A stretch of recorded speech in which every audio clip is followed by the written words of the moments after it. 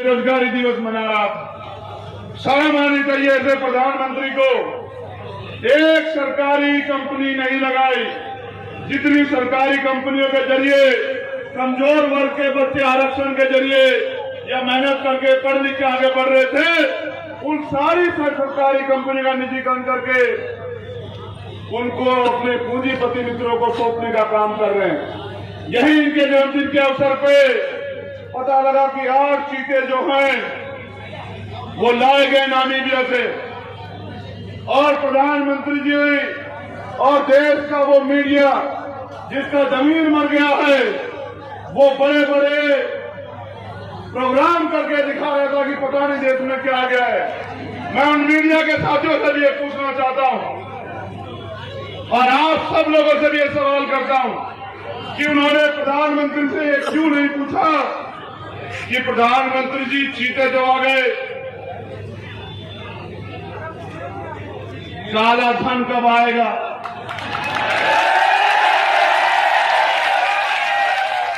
Petrol के दाम जो है कच्चे तेल के कम हो गए, पेट्रोल डीजल के दाम कब कम हो गए?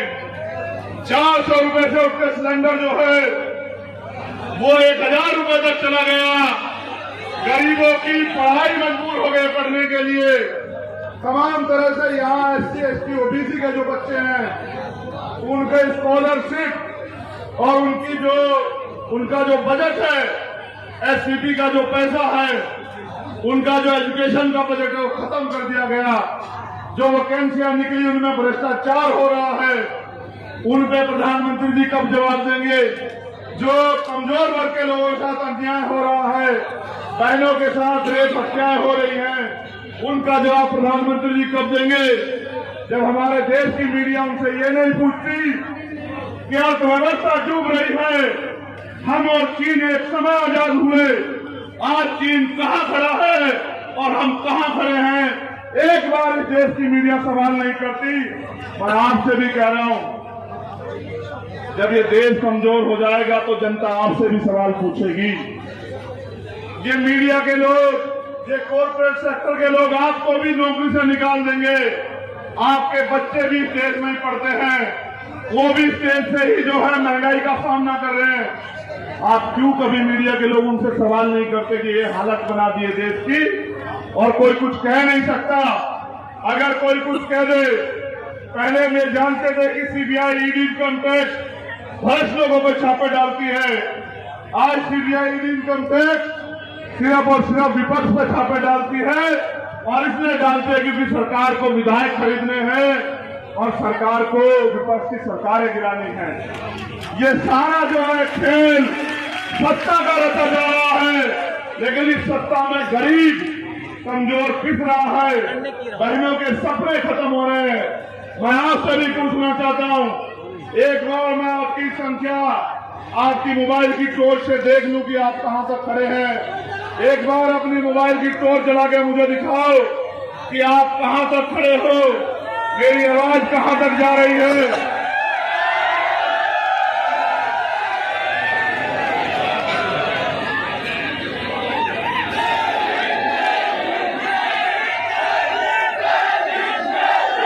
अब इसी अवस्था में अपने मोबाइल की रोशनी ऑन करके मेरी इस बात पे गौर करो जो मैं आपसे कहना चाहता हूं। वो बात यह है कि मेरे कहे से आपने अपनी मोबाइल की रोशनी तो जला ली, लेकिन जो तेरा इस देश की व्यवस्था ने 75 साल आजाद हुए हमें हो गए हैं और 72 साल लोकतंत्र आए हुए हो गए हैं।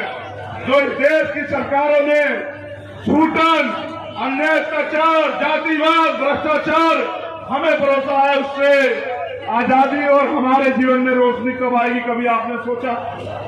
कभी आपने महसूस किया कि आज गरीब आत्महत्या कर रहा है, नौजवान सुसाइड कर रहा है, बहनें माताएं अपने अधिकारों के प्रति सचेत है, लेकिन कोई तरीका नहीं कि वो अपने अधिकार, अपनी सुरक्षा सशक्तिकरण पे आगे बढ़ जाए।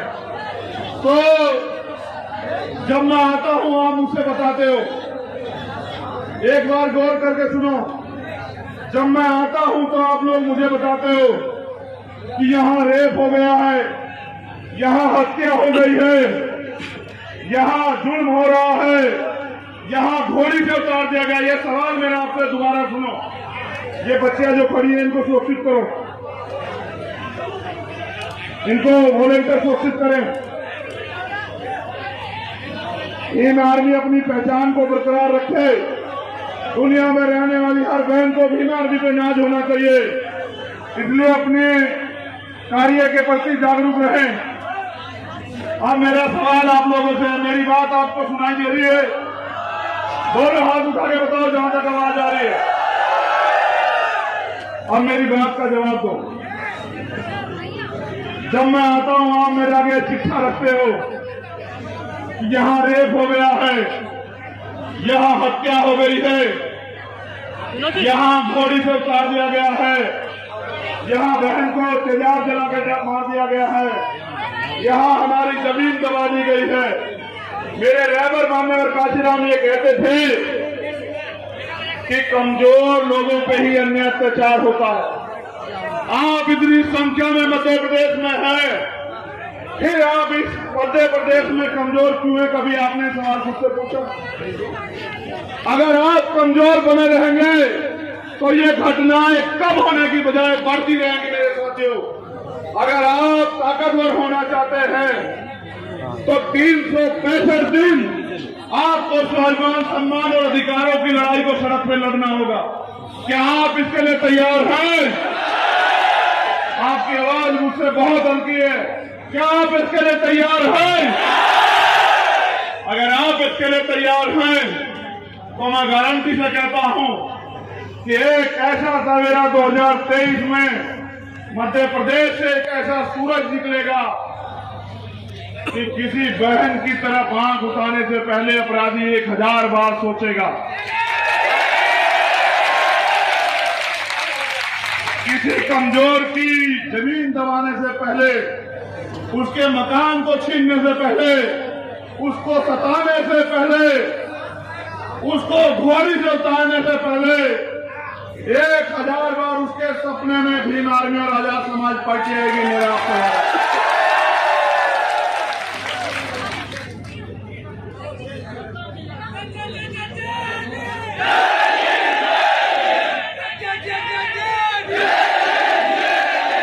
इस पानी के घूंट से मेरी प्यास तो बुझ गई है, लेकिन जो ज्वाला, जो जुनून, जो आग आपके अंदर लगी है, वो इस पानी पे ठंडी नहीं होनी चाहिए। वो तब तक ठंडी नहीं होनी चाहिए जब तक मध्य प्रदेश की सत्ता में आप लोग काबिज नहीं हो जाओ, तब तक वो आग ठंडी नहीं होनी चाहिए। साथियों, एक अनुरोध मेरा आपसे भी है। मुझे अगर आप दिल से पूछोगे, ईमानदार होने के नाते मैं आपसे सच कहूंगा, मुझे उम्मीद नहीं थी कि आप नेमावर का भी रिकॉर्ड तोड़ दोगे। ऐसी उम्मीद मुझे नहीं थी, लेकिन मैं आपसे कहना चाहता हूं कि एक दिन जुटने से हम लोग जो हैं वो कामयाब नहीं हो सकते। एक तो मेरा पहला आपको निर्देश है कि जो भी साथी सभा या रैली में आए, चाहे वो ना आए, लेकिन आए तो हेलमेट लगा के आए। मेरी आवाज बात समझ आई आपको? अगर आप मुझसे प्यार करते हो, अगर आप मुझ पर भरोसा करते हो, तो मेरी इस अपील को जरूर मानो, क्योंकि एक साथी को मैं सागर में खो चुका हूं। मैं आपसे अपील करता हूं, आप एक एक व्यक्ति मेरे लिए बहुत कीमती हो। आपके प्यार से मैं यहां मंदसौर की धरती पे अपने घर से 1000 किलोमीटर से ज्यादा दूर, परिवार से भी ज्यादा बड़ा परिवार यहां देख रहा हूं। मैं आपसे कहना चाहता हूं, आपकी जान मेरे लिए बड़ी कीमती है। मैं आपसे अपील कर रहा हूं, मैं हाथ भी जोड़ सकता हूं। आप जानते मेरा नेचर नहीं है हाथ जोड़ने का, मैंने झुकना कभी सीखा नहीं है, लेकिन आपकी जान मेरे लिए कीमती है। मैं दोनों हाथ जोड़ के आपसे अपील कर रहा हूं कि चाहे आप 1 महीने का मोबाइल का रिचार्ज ना कराएं, चाहे आप एक टाइम का खाना जो है वो कम कर दें, लेकिन एक अच्छा हेलमेट जरूर खरीद लें, क्योंकि अगर आप में से किसी को कुछ हो जाता है तो शायद मैं अपने आप को खुद को जो है माफ ना कर पाऊं, या फिर मैं आपसे अपील करूंगा कि हो जाने दो, मेरी सभा को कमजोर आप लोग मत आया करो। लेकिन क्योंकि आपकी एक लापरवाही घर में जो माँ और बहन है, जो पिताजी है, उनके सारे सपने कुचल देगी, इसलिए मैं आपसे अपील कर रहा हूं कि अगर आप मुझसे प्यार करते हैं तो कृपया जो है, हम जब संविधान की बात करते हैं, जब हम बाबा साहब की बात करते हैं, तो जो कानून बनाया गया है वो हम पे भी उतना ही लागू होता है जितना दूसरे पे होता है। तो मेरा आपसे निवेदन है कि आप संविधान के दायरे में, लोकतंत्र के दायरे में इतने ताकतवर बनो कि जो लोग आज आपका अपमान करते हैं वो भी आपको ऐसे हाथ उठा के देखिए, इतने ताकतवर बनो, लेकिन संविधान के दायरे में बनो। जब हम अपने आंदोलन को मजबूत करने के लिए आगे बढ़ रहे होते हैं, तभी विरोधी साजिश रच के छोटी छोटी सेना और संगठन से आए लोगों के साथ एट्रोसिटी आमना सामना करवाने का काम करता है। हमें दुश्मन की साजिशों से सावधान रहना है, क्योंकि हमारा जो लक्ष्य है वो टकराने से नहीं, वो कामयाबी के रास्ते पे तेजी से चलने से पूरा होगा। तो छोटी मोटी सेना पहना के चक्कर में मत पड़ा करो। मैं आपसे कहना चाहता हूं कि आप मेहनत से अपना काम किया करो, गांव गांव जाया करो, समाज के लोगों को तैयार किया करो। मुझे हवा लगेगी इसलिए आप ये कूलर चला रहे हो, उसको बंद कर दो। धन्यवाद। देखो, जब मेरा समाज यहाँ सुबह से बैठा हुआ है और मैं तो यहाँ मंच पे, वो यहाँ पसीने पसीने है, तो मुझे भी अधिकार नहीं कि मैं कूलर की हवा लूं। ये भी समाज के साथ धोखा है। मैं ऐसा धोखा स्वीकार नहीं करता हूं। मैं आपसे कह रहा था, जो मेरी बात पे गौर करो। देखो, पूरे देश में आप सोशल मीडिया के माध्यम से देखते हैं, इसको छोड़ दो कूलर को, इस कूलर की हवा से ज्यादा जो है, जो मैं दुख पूरे देश में रोज देखता हूं। अभी वहां बिहार में हमारे एक हॉस्टल में गोली चला दी गई कल रात, 3 बच्चों को गोली लगी, की हालत गंभीर है। मैं फिर कह रहा हूं, ये अन्याय अत्याचार आपके जीवन में जब तक रहेगा, जब तक आप इसका मुंह तोड़ जवाब देने के लिए तैयार नहीं हो जाते।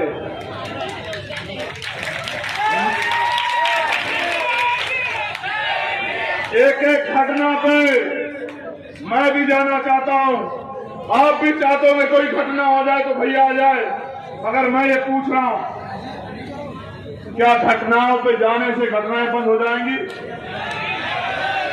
बंद कैसे होगी आप ये बताओ, आप बताओ बंद कैसे होंगी? मैं बताता हूं बंद कैसे होंगी। ये लोकतंत्र है, बहुमत का शासन, जिनका वोट उनका राज। इसलिए हमारे नेबर ने नारा दिया कि वोट हमारा राज तुम्हारा, वोट हमारा राज तुम्हारा। तो जब वोट आपके पास है तो आपका राज क्यों नहीं, आप इस बात से क्यों नहीं सोचते? फिर दूसरी बात, उन्होंने कहा जिसकी इतनी संख्या वाली उसकी इतनी हिस्सेदारी। यहाँ 90% संख्या बहुजन समाज के लोगों की है और उनकी हिस्सेदारी नखून के बराबर है। वो कांग्रेस बीजेपी में रहते अपने समाज की आवाज भी नहीं उठा सकते। इसका उदाहरण है राजस्थान कि वहां दलितों की खाल खींची जा रही है। दलित समाज के लोग पलायन को मंजूर है। उनकी पार्टियों में, सरकार की पार्टियों में बैठे नेता की इतनी हिम्मत नहीं कि वो अपने समाज की आवाज उठा दे। और यहाँ भी, इस सरकार में भी पॉलिटिकल रिजर्वेशन की वजह से काफी बड़े संख्या में SC, ST और OBC के विधायक और MP भी मौजूद हैं। उनकी भी इतनी हिम्मत नहीं कि वो अपनी सरकार के खिलाफ जाके अपने समाज के लिए एक आवाज उठा दे। इसलिए मैं आपसे कह रहा हूं, इन तनखैये नेताओं का भरोसा छोड़ दो और इस बार पूरी ताकत लगा के अगर आप मेरी बात को मानते हैं तो गांव गांव जाके बहुजन समाज में भाईचारा पैदा करो।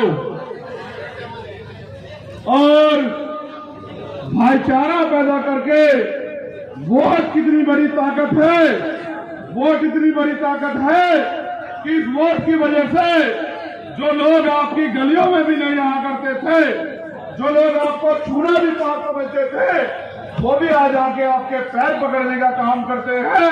कोई आपके यहाँ खाना खाने का नाटक करता है, कोई आपके पैर धोने का नाटक करता है, कोई आपका यहाँ समरसता भोज करता है। ये इतनी बड़ी ताकत, जहाँ जो लोग आपको छूना पसंद नहीं करते थे, आज वो आपके घरों में आके बैठते हैं। अगर ये ताकत अगर कोई है तो ये ताकत सिर्फ आपकी वोट है, जिसके लिए बाबा साहब अम्बेडकर ने अपने 4 बच्चे कुर्बान किए। मैं आपसे भी पूछ रहा हूं, जिस रहबर ने अपने 4 बच्चे हमारे लिए कुर्बान कर दिए कि हम इस देश में आजादी से जीत सके, उस रहबर के मिशन को आगे बढ़ाने की जिम्मेदारी क्या हमारी नहीं है? इतनी हल्की आवाज में तो मैं समझता हूं कि क्या तो आपने खाना नहीं खाया या अब आप गर्मी से थक चुके हो। तो मैं आपसे दोबारा पूछता हूं कि जिस रहबर ने अपने 4 बच्चे इसलिए कुर्बान कर दिए कि चंद्रशेखर आजाद के तन पे अच्छे कपड़े रहे और कमजोर वर्ग को समानता, अधिकारों का, आजादी का जीवन मिले, उनके मिशन को कामयाब करना, आगे बढ़ाना क्या हमारी जिम्मेदारी नहीं है? आज हमारी जिम्मेदारी नहीं है? और उनके भूमत को कामयाब करना हमारी जिम्मेदारी नहीं है? उन्होंने ये कहा 18 मार्च 1956 को। मेरी बात पर गौर करना नौजवान साथियों, अगर आप कहते हो कि आप एक पैर पर खड़े हो तो मैं वादा करता हूं कि मैं आप बाकी स्पीच एक पैर पर खड़े होकर दूंगा, लेकिन मेरी बात में गौर करो। उन्होंने कहा कि मुझे मेरे पढ़े लिखे लोगों ने धोखा दिया। कहा है नहीं कहा? उन्होंने ये भी कहा जो बात कोई नहीं बताता, उन्होंने कहा कि मैं चैन से मरना चाहता हूं, मैं बूढ़ा उचला हूं, मैं बीमार रहता हूं, जो मैं अपने समुदाय के लिए करना चाहता था उसका 10% भी नहीं कर पाया। उन्होंने हमसे भी ये कहा जो इतिहास में हम पढ़ते हैं वो सबके लिए था, उस समय के लोगों के लिए भी, आज हमारे लिए भी, कि जब मैं अपने चारों तरफ देखता हूं तो मुझे एक भी नौजवान ऐसा दिखाई नहीं देता जो इस आंदोलन का बंबू बन के, इस आंदोलन का सिपाही बन के इस आंदोलन को आगे बढ़ा सके। मैं चैन से मरना चाहता हूं। अगर नौजवान इसकी जिम्मेदारी लेकर खड़े हो जाए तो मैं चैन से मर सकूं। उनका सपना था। उनके साथ साथ मेरे गुरु, मेरे रहबर काशीराम साहब का भी ये सपना था कि देश पे लोकतंत्र के जरिए कमजोर वर्ग के लोगों की हुकूमत आए, वो देश का हुक्मरान बने। उन्होंने कहा भी है, जिस बात का जवाब मैंने आपसे मांगा, उन्होंने कहा कि हुक्मरान समाज की बहन बेटियों के साथ अन्याय अत्याचार नहीं होता, हुक्मरान समाज की मूछें नहीं काटी जाती, हुक्मरान समाज की हत्याएं नहीं होती, हुक्मरान समाज का हाथ ऐसे फैला नहीं होता। उनका भी सपना था कि देश में कमजोर वर्ग के लोग रह जाए, इसलिए उन्होंने कहा कि आप अपनी वोट का सदुपयोग करो, अपनी वोट के जरिए अपना राज लाओ। क्या उनका सपना पूरा करना उनकी नस्लों की जिम्मेदारी नहीं है क्या? इस देश के संविधान को खतरा है। खतरा किससे, मुझे बताने की जरूरत नहीं। किससे खतरा बताओ, किससे खतरा बताओ जोर से। खतरा आपसे। मेरी बात को मजाक में मत लो, सच बता रहा हूं। क्योंकि जिसको ज्यादा जिस चीज से मिले उसकी ये जिम्मेदारी बैठती है जैसे आप अपने घर की रक्षा करते हो, उसी तरह संविधान की भी रक्षा करो। आपकी लापरवाही की वजह से देश के संविधान खतरा है, वरना मुट्ठी में लोगों की हिम्मत है कि वो देश के संविधान को खतरा पहुंचा दे। मैं आपसे अपील करता हूं, आप में से कितने लोग मुझसे सच्ची मोहब्बत करते हैं? हाथ उठा के बताओ। चलो ठीक है, फिर मेरी एक बात पे गौर करो। सच्ची मोहब्बत ये नहीं होती जो आप हाथ उठा के बताते हो। सच्ची मोहब्बत तब मानी जाए अगर आप कल से काम पे लग जाओ और अपने पैरों से अपने सस्ते साधनों पे मोटरसाइकिल, साइकिल, पैदल जा जाके पूरे मध्य प्रदेश में ये ऐलान कर दो कल से कि अब हम यहाँ गुलामी नहीं सहेंगे। अगर आप ये ऐलान कर दो, उसके साथ साथ आप ये भी तय करो, गौर करना मेरी बात पे, कि जो भी भारतीय संविधान का अपमान करेगा, जो भी हमारे अधिकारों के खिलाफ आंदोलन करेगा, रैली निकालेगा हमारे आरक्षण के खिलाफ, दलित पिछड़े आदिवासियों के आरक्षण के खिलाफ, जो भी हमारे एक्ट के खिलाफ रैली आंदोलन करेगा, जो हमारे देश के संविधान को बदलने की बात करेगा, ऐसे समाज और ऐसे दल को हम लोग 3 चीज देना बिल्कुल बंद कर देंगे। चाहे वो हमारा दोस्त ही क्यों ना हो, चाहे वो हमारा जो है करीबी क्यों ना हो, ना तो हम उन्हें दान देंगे, ना हम उन्हें सम्मान देंगे, और ना ही हम उन्हें मतदान देंगे। हम दान अगर देंगे तो देंगे स्कूलों में, कि गरीब के बच्चे भी स्कूलों में पढ़ पाए। अगर हम सम्मान देंगे तो उसको देंगे जो हमारे समाज का सम्मान करेगा। और अगर हम मतदान करेंगे तो सिर्फ और सिर्फ SC, ST, OBC और माइनॉरिटी समाज के लोगों को करेंगे, बस।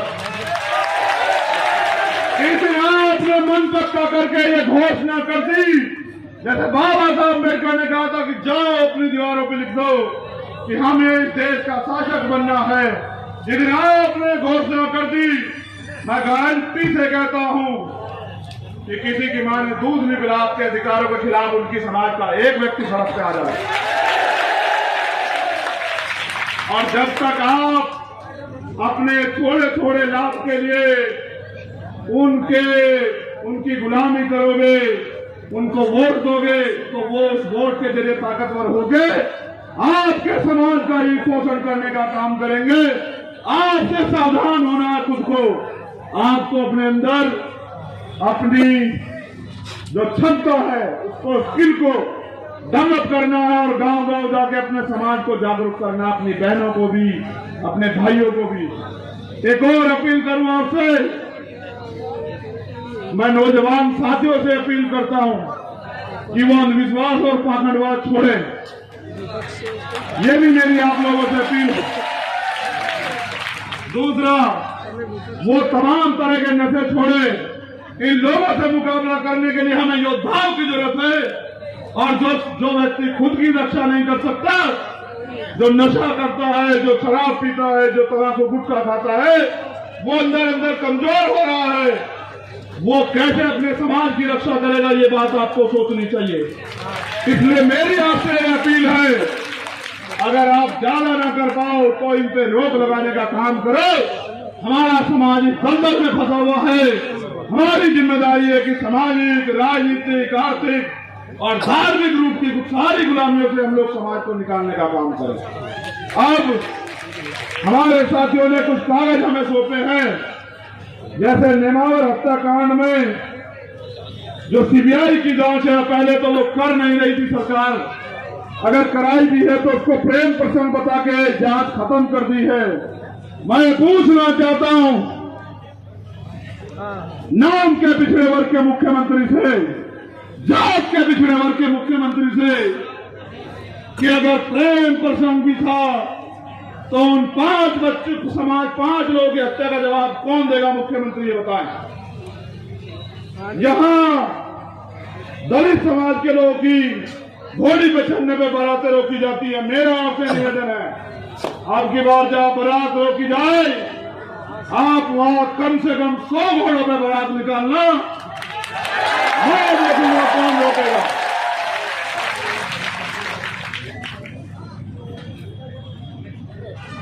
एक कालाकोट तहसील भानपुरा में आदिवासियों को